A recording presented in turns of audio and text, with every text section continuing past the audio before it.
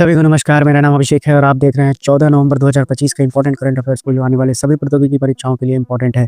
आइए शुरुआत करते हैं आज के अपने पहले करंट अफेयर के साथ, जहां पर कैबिनेट ने अप्रूव कर दिया है नया एक्सपोर्ट क्रेडिट गारंटी स्कीम, जिसमें इन्होंने लॉन्च किया है 25,000 रुपये करोड़ का एक्सपोर्ट प्रमोशन मिशन को।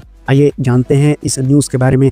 सबसे पहले समझते हैं कि क्रेडिट गारंटी योजना है क्या। तो बता दें आपको कि क्रेडिट गारंटी योजना एक ऐसी सरकारी योजना है जिसके तहत सरकार छोटे व्यवसायों या एमएसएमई क्षेत्रों के उद्यमियों को बिना जमानत यानी कोलैटरल के बैंक से ऋण लेने में मदद करता है। अब बात करें कि ये काम कैसे करती है, तो आमतौर पर बैंक छोटे व्यवसायों को कर्ज देने में झिझकते हैं क्योंकि उन्हें ऋण न चुकाने का डर रहता है। इस योजना में सरकार गारंटर की भूमिका निभाती है। अगर कोई व्यवसायी ऋण नहीं चुका पाता तो सरकार या गारंटी फंड बैंक का नुकसान एक निश्चित प्रतिशत तक भर देती है। वहीं अगर इसके मुख्य विशेषताएं को देखें तो गारंटी कवरेज में सरकार बैंक को 75 से लेकर 100% तक की गारंटी देती है। वहीं अगर इसके लाभार्थी को देखें तो मुख्य रूप से एमएसएमई, स्टार्टअप, छोटे व्यापारी और निर्यातक इसके लाभार्थी होते हैं। वहीं इसका उद्देश्य है कि बैंकों को अधिक ऋण देने के लिए प्रोत्साहित करना होता है और छोटे व्यवसायों की वृद्धि में मदद करना इसका काम है। अब बात करें कि जो केंद्रीय मंत्रिमंडल के प्रमुख निर्णय आए हैं जो न्यूज़ में है, इनको समझ लीजिए। तो निर्यातकों के लिए क्रेडिट गारंटी योजना यानी credit guarantee scheme for exporters का उद्देश्य है निर्यातकों, विशेषकर एमएसएमई क्षेत्र को अधिक कर्ज उपलब्ध कराना और जो लिक्विडिटी है उसको बढ़ाने का काम करना है। निर्यातकों को 100% क्रेडिट गारंटी प्रदान की जाएगी। योजना के तहत 20,000 करोड़ तक का अतिरिक्त कर्ज मिलेगा, जिसका लक्ष्य है $1 ट्रिलियन यानी 1 लाख करोड़ डॉलर निर्यात का लक्ष्य हासिल करना है। आत्मनिर्भर भारत के दृष्टिकोण को मजबूत करना इसका मुख्य विशेषताओं में से एक है। वहीं अगर बात करें कि इसके प्रभाव क्या क्या हो सकते हैं, तो बैंकों का जोखिम घटेगा जिससे ऋण वितरण बढ़ेगा। भारतीय निर्यात को वैश्विक प्रतिस्पर्धा में मजबूती मिलेगी। निर्यात क्षेत्र में रोजगार व निवेश भी बढ़ेगा। बात करें कि मुख्य खनिजों की रॉयल्टी दरों में भी संशोधन किया गया है। बात करें कि कौन कौन से खनिज इसमें शामिल हैं, तो सीजियम, ग्रेफाइट, रूबिडियम और जिरकोनियम। इसका उद्देश्य है कि इन खनिजों के खनन ब्लॉकों की नीलामी का प्रोत्साहन देना है। देश में महत्वपूर्ण खनिजों जैसे कि लिथियम, टंगस्टन, नायोबियम का उत्पादन बढ़ाना है। अब इसका लाभ अगर देखें तो आयात पर हमारी निर्भरता कम होगी, सप्लाई चेन जोखिम घटेगा, रोजगार सृजन में वृद्धि होगी। वहीं अगर इसके महत्व को देखें तो भारत की स्वच्छ ऊर्जा यानी क्लीन एनर्जी और हाईटेक उद्योगों के लिए आवश्यक खनिजों की उपलब्धता सुनिश्चित कराना है, सरकार चाहती है। बात करें तो एक्सपोर्ट प्रमोशन मिशन क्या होता है, तो इसमें कुल आवंटन 25,000 करोड़ से अधिक वित्त वर्ष 2025-26 से लेकर 2030-31 तक दिया गया है। वहीं अगर बात करें इसके उद्देश्य की, तो भारत के निर्यात प्रतिस्पर्धा को बढ़ाना है, खासकर एमएसएमई क्षेत्र या फिर जो पहली बार निर्यात करने वाले हैं या फिर श्रम प्रधान उद्योगों के लिए है। अब अगर इसके मुख्य विशेषताओं को देखें तो डिजिटल, लचीला और व्यापक ढांचा बनाना है। बिखरी हुई कई पुरानी योजनाओं को जोड़कर एक एकत्रित मिशन बनाया गया है। परिणाम आधारित यानी आउटकम बेस्ड व अनुकूल योग्य एडेप्टिव प्रणाली है ये। अगर इसके प्रभाव को देखें तो निर्यात प्रतिक्रियाएं तेज और सरल हो जाएंगी, भारतीय उत्पादों को वैश्विक बाजारों तक पहुंच मिलेगा और भारत के 1 ट्रिलियन निर्यात लक्ष्य में ये सहयोग होगा। आइए बढ़ते हैं अब अपने अगले करंट अफेयर पे, जहां पर आपको रेयर अर्थ हाइपोथेसिस समझना है क्योंकि ये फिर से न्यूज़ में आ गया है। सबसे पहले आपको जानना होगा पैलियोंटोलॉजी। तो पैलियोंटोलॉजी क्या है, साइंटिफिक स्टडी है हिस्ट्री ऑफ लाइफ का, और कहाँ पर, ये भी अर्थ पे। और इसको किसके थ्रू करते हैं, तो एग्जामिनेशन ऑफ फॉसिल्स के थ्रू इसको किया जाता है। वहीं अगर बात करें कि इसको पहली बार किसने प्रपोज किया था, तो पीटर वार्ड जो कि एक पैलियोंटोलॉजिस्ट थे और डोनाल्ड ब्राउनली जो एक खगोल शास्त्री थे। और ये कब स्टडी प्रपोज किया गया था, तो सन 2000 में, जिसका मुख्य विचार था ब्रह्मांड में सरल जीवन रूप तो कई जगह मिल सकते हैं, परंतु जटिल जीवन यानी कॉम्प्लेक्स लाइफ कुछ ग्रहों पर ही संभव है। वहीं अगर बात करें कि पृथ्वी कोई साधारण ग्रह नहीं है, बल्कि यह एक अद्वितीय और दुर्लभ ग्रह है जहां कई अनुकूल परिस्थितियां एक साथ मिली जिससे जटिल जीवन संभव हुआ है, ऐसा इस थ्योरी में कहा गया था। वहीं बात करें कि पृथ्वी को दुर्लभ बनाने वाली प्रमुख परिस्थितियां कौन कौन सी हैं, तो देखिए उसमें सबसे पहले है स्टेबल ऑर्बिट यानी जलवायु में बड़े बदलाव नहीं होते। वहीं अगर मैग्नेटिक फील्ड में देखें तो सूर्य की हानिकारक किरणों से ये सुरक्षा देता है। अगर प्लेट टेक्टोनिक्स की बात करें तो तापमान और कार्बन चक्र को संतुलित करता है। अब अगर बात करें विशाल ग्रहों की उपस्थिति, तो उल्का पिंडों को टकराने से रोकता है। वहीं अगर लिक्विड वाटर यानी तरल जल की बात करें तो जीवन की मूल आवश्यकता है ये। संतुलित वायुमंडल की बात करें, एटमॉस्फेयर की, तो तापमान और दाब को ये स्थिर रखता है। तो ये दुर्लभ बनाने वाली प्रमुख परिस्थितियां हैं जो पृथ्वी को औरों ग्रह से अलग बनाती है। वहीं बात करें कि इस परिकल्पना के समर्थन में क्या क्या साक्ष्य मिला है, तो जाहिर सी बात है केप्लर मिशन यानी एक्सोप्लैनेट स्टडी से संबंधित हजारों ग्रह मिले, पर बहुत कम के पास स्थिर जलवायु या सुरक्षा कवच है, यानी एटमॉस्फेयर की बात की जा रही है। वहीं बात करें तो इनके चारों ओर घूमने वाले ग्रह वायुमंडल नष्ट हो जाती है। और अगर बात करें तो ब्रेक थ्रू लिसन जैसी परियोजनाओं को कोई बुद्धिमान संकेत यानी टेक्नो सिग्नेचर नहीं मिला है। सक्रिय प्लेट टेक्टोनिक्स और कार्बन साइकिल के कारण अरबों वर्षों से स्थिर जलवायु बनी रही है। ऐसी स्थिति अन्यत्र नहीं मिली है, यानी कि ये सारी चीज़ें केवल और केवल धरती पर ही होती है, बाकी दूसरे ग्रहों पर ये सारी चीज़ें नहीं होती। अगर वैज्ञानिक दृष्टिकोण और चल रहे अध्ययन को देखें तो वर्तमान स्थिति में सूक्ष्म जीव यानी माइक्रोबियल लाइफ कई ग्रहों पर संभव है, लेकिन पृथ्वी जैसे जटिल पारिस्थितिक तंत्र बहुत दुर्लभ है। अगर बात करें जेम्स वेब टेलीस्कोप की तो अन्य ग्रहों पर ऑक्सीजन, मीथेन, जल जैसे गैसों की खोज ये कर रहा है। वहीं अगर प्लानिटरी मॉडल के दृष्टिकोण से देखें तो टेक्टोनिक गतिविधि और आंतरिक गर्मी की भी जांच करता है वो। टेक्नो सिग्नेचर सर्वे यानी कि बुद्धिमान जीवन के संकेत को भी ये ढूंढ रहा है। अब आने वाले अगर इसके आगामी मिशंस को देखें तो एक्सट्रीमली लार्ज टेलीस्कोप है, हैबिटेबल वर्ल्ड ऑब्जर्वेटरी, ये सारे जेम्स वेब टेलीस्कोप के बाद आने वाली मिशन है जो कि और ग्रह से संबंधित बहुत सारी खोज करेगा। बात करें कि इसके महत्व क्या है तो यह बताता है कि पृथ्वी अद्वितीय और विशेष ग्रह है। संभव है कि जीवन आम हो, पृथ्वी जैसी जटिलता वाला जीवन ब्रह्मांड में अत्यंत दुर्लभ है। यह सिद्धांत अंतरिक्ष, जीव विज्ञान और ग्रहों के अध्ययन को नई दिशा देता है। आइए बात करते हैं अपने अगले करंट अफेयर की, जहां पर इंडिया ने अनवील किया है इंडिजिनस क्वांटम डायमंड माइक्रोस्कोप। किसके लिए? तो एडवांस मैग्नेटिक इमेजिंग के लिए।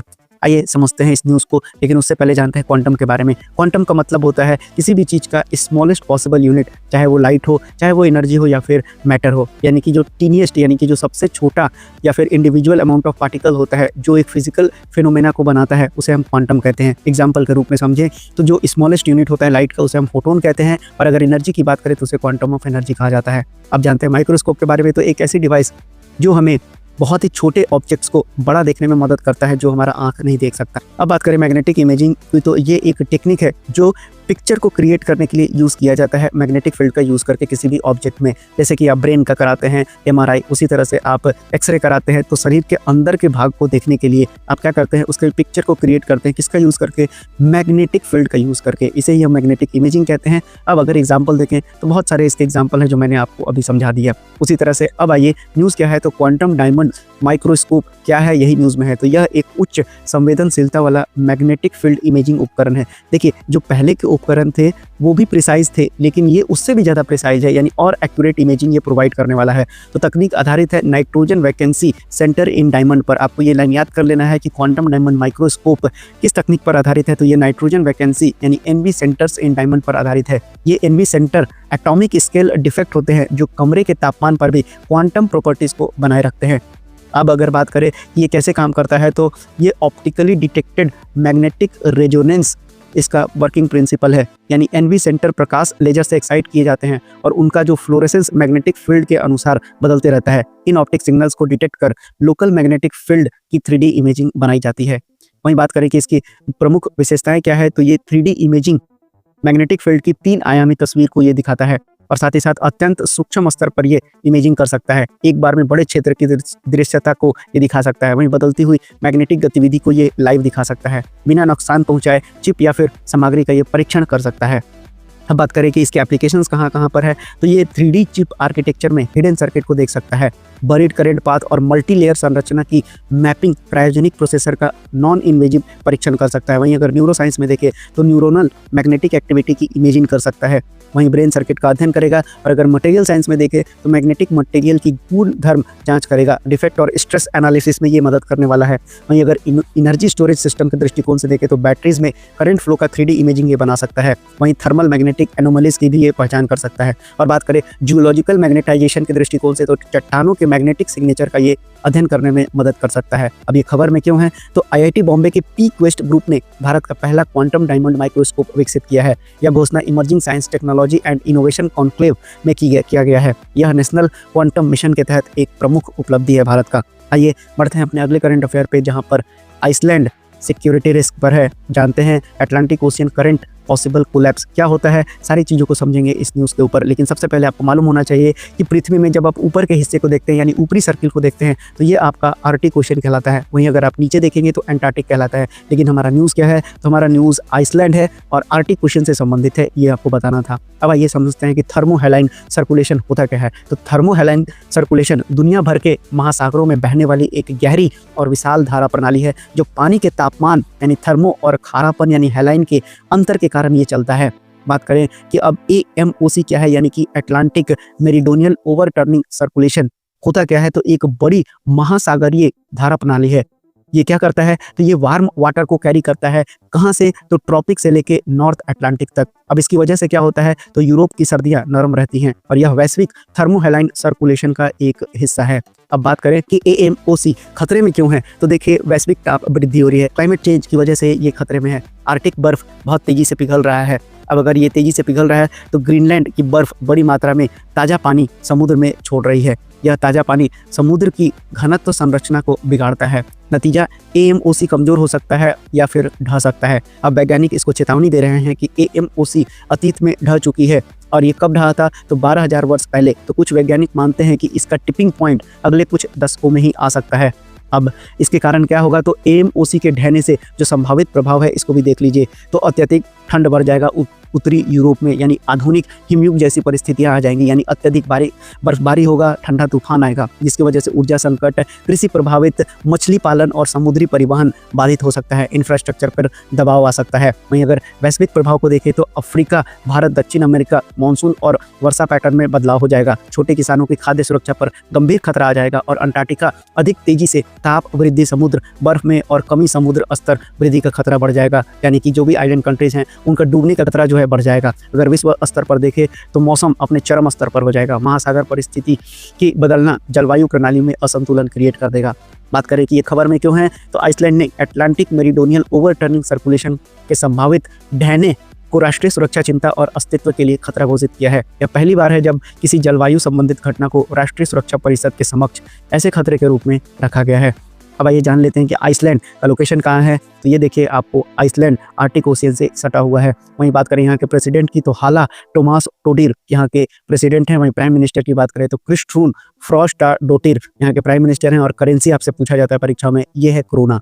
अब आइए जानते हैं अगले न्यूज़ को, जहां पर साइंटिस्ट ने फाइंड किया है ब्रेन केमिकल जो कि टाइड है किसके साथ, ट्रॉमा और डिप्रेशन के साथ। एक स्टडी पब्लिश हुई है, आइए इसको जानते हैं कि स्टडी में क्या कहा गया है। देखिए अब ये खबर में क्यों है कि कोलंबिया यूनिवर्सिटी और जो मैकगिल यूनिवर्सिटी के शोधकर्ताओं ने SGK नामक स्ट्रेस रिलेटेड प्रोटीन की पहचान की है, जो चाइल्डहुड ट्रॉमा यानी कि जो बचपन के आघात है वो डिप्रेशन और सुसाइडल बिहेवियर से जोड़ता है। अब SGK1 को रोकने वाले नए एंटी डिप्रेसेंट जो टैबलेट्स आएंगे या फिर ड्रग्स आएंगे उनको विकसित करने में ये मदद कर सकता है, खासकर उनके लिए जिन पर SSRIs असर नहीं करता है। ये भी एक एंटी डिप्रेसेंट टैबलेट ही होता है जो कि अब धीरे धीरे कम असर कर रहा है। तो इसी से संबंधित एक रिपोर्ट आई है, आइए इसको डिटेल में जानते हैं। सबसे पहले जान लेते हैं कि SGK1 होता क्या है। तो इसका फुल फॉर्म होता है सीरम ग्लूकोकॉर्टिकॉइड रेगुलेटेड कीनेस 1। ये क्या है, तो एक स्ट्रेस रेस्पॉन्सिव प्रोटीन है जो अर्ली लाइफ स्ट्रेस और ट्रॉमा में अधिक सक्रिय हो जाता है। मस्तिष्क के हिप्पोकैम्पस में उच्च स्तर डिप्रेशन और सुसाइड के रिस्क को ये बढ़ाने का काम करता है। अब बात करें कि स्टडी में क्या क्या खोजा गया है, तो देखिए सुसाइड विक्टिम में SGK1 बहुत ज़्यादा पाया गया। जिन लोगों ने बचपन में ट्रॉमा झेला था उनके दिमाग में SGK1 का स्तर दुगना मिला। वहीं अगर कुछ बच्चों में SGK1 बढ़ाने वाले जेनेटिक वेरिएंट्स भी मिले, इन वेरिएंट्स वाले बच्चों में किशोरावस्था में डिप्रेशन का जोखिम ज़्यादा पाया गया। अब अगर बात करें कि 10 साल पुराने अध्ययन डिप्रेशन वाले अनट्रीटेड मरीजों में SGK1 उच्च स्तर पर था। वहीं अगर इसका प्रयोग देखें तो चूहों पर इसका प्रयोग किया गया। SGK1 इनहिबिटर्स देने से क्रोनिक स्ट्रेस के दौरान डिप्रेसिव जैसे बिहेवियर को रोक दिया गया। वहीं बात करें कि नए प्रकार का जो एंटी डिप्रेसेंट क्यों जरूरी है, तो डिप्रेशन वाले लोग लगभग 60% वयस्क ने बचपन में ट्रॉमा झेला है। सुसाइड अटेम्प्ट करने वालों में 2/3 ने चाइल्डहुड एडवर्सिटी देखी है। वहीं अगर बात करें SSRI जो कि कॉमन एंटी डिप्रेसेंट है, इन व्यक्तियों पर कम प्रभावी होते हैं। इसीलिए SGK1 को टारगेट करने वाली दवाएं एक नई प्रभावी उपचार हो सकती है। बात करें कि चाइल्डहुड ट्रॉमा जो डिप्रेशन का बायोलॉजिकल पाथवे है, बचपन के आघात जो होता है वो मस्तिष्क तनाव प्रतिक्रिया प्रणाली का बदलना SGK1 का हाइपर एक्टिवेशन है, यानी हिप्पोकैम्पस में स्ट्रक्चरल और फंक्शनल बदलाव करता है। वहीं मूड को रेगुलेट करता है, डिप्रेशन और सुसाइडल आइडिएशन को जोखिम बढ़ा देता है ये। तो अब बात करें कि क्यों डिप्रेशन चाइल्डहुड ट्रॉमा से डिफरेंट है, तो बायोलॉजिकल प्रोसेस अलग होते हैं और स्ट्रेस रेस्पॉन्सिव जो जीन होते हैं वो डिफरेंटली एक्टिवेट होते हैं। इसलिए कन्वेंशनल एंटी डिप्रेसेंट जो टैबलेट्स हैं वो कम असर करते हैं। अब आइए जानते हैं अपने अगले न्यूज़ पर, जहां पर मनोहर लाल खट्टर साहब ने लॉन्च किया है DRAP। अब केंद्रीय मंत्री मनोहर लाल खट्टर ने 2 प्रमुख पहलों यानी कि dump site remediation escalator program यानी DRAP और शहरी निवेश विंडो यानी UIWI विन का शुभारंभ किया है, जो पूरे भारत में टिकाऊ और निवेश तैयार शहरों के निर्माण की दिशा में एक बड़ा कदम है। यह कदम भारत के शहरी परिवर्तन में एक बड़ी छलांग है, जिसमें DRAP का लक्ष्य अगले साल सितंबर तक पुराने कचरा डंप साइटों को खत्म करना है और UI विन का लक्ष्य विकसित भारत के दृष्टिकोण के अनुरूप शहरों में बुनियादी ढांचों के विकास को बढ़ावा देने के लिए निजी और बहुपक्षीय निवेश को बढ़ावा देना है।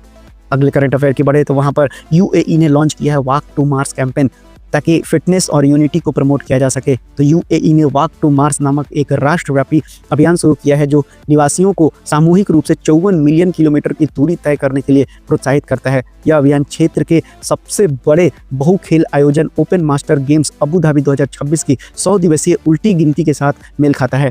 इस पहल में प्रतिभागियों को पृथ्वी से मंगल तक की यात्रा के बराबर कुल दूरी पैदल चलने, दौड़ने, साइकिल चलाने या तैरने के लिए आमंत्रित किया जाता है, जो संयुक्त अरब अमीरात के 54वें वर्ष का प्रतीक है।